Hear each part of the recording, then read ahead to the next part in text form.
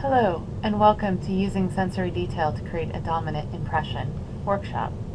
I'm Dr. Iris Jamal Dunkel, and I'll be talking about how to use sensory detail to really improve your writing. Our workshop will include 3 different topics. First, I'll talk about what sensory detail is.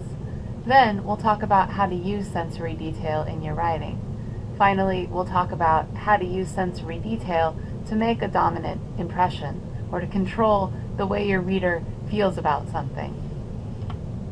Well, let's start by talking about what sensory detail is. When you use your senses to describe something, you bring the reader closer to what you're writing about. Your senses are your sense of sight, your sense of sound, your sense of smell, your sense of taste, and your sense of touch. Sensory-infused images help the reader enter the world of your writing. In fact, they actually activate your limbic system, creating physical responses.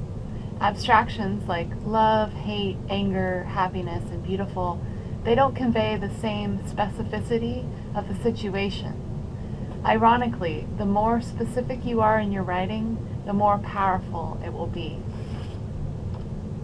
Here's an example. If I say, "she's beautiful," you don't really understand exactly what the person is, what the person looks like, who I'm talking about, right?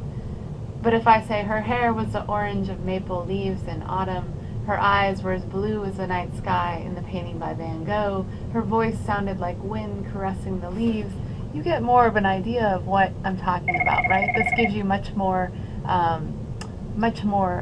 feeling about what it means.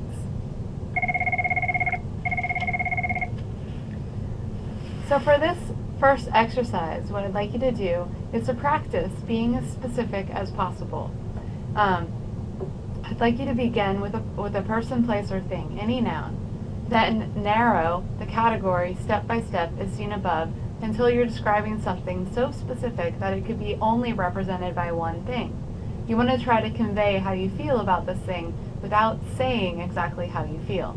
So for example, if I start with an animal, and then I go to a 4-legged animal, a domestic animal, a dog, okay? So you know it's narrowed down to what kind of animal I'm talking about, but no connection with this animal's been made. But if I say mixed breed shepherd, and then I say old Sammy asleep on the rug by the roaring fire, you start to understand my feelings about old Sammy who's asleep on the rug. That he's a dog that's been around for a long time, that he's sitting by the fire, right? There's some sort of feeling attached to the description. So after this video stops, click on exercise 1 and complete the assignment that's written there. After you complete exercise 1, go on to video 2 to continue your workshop.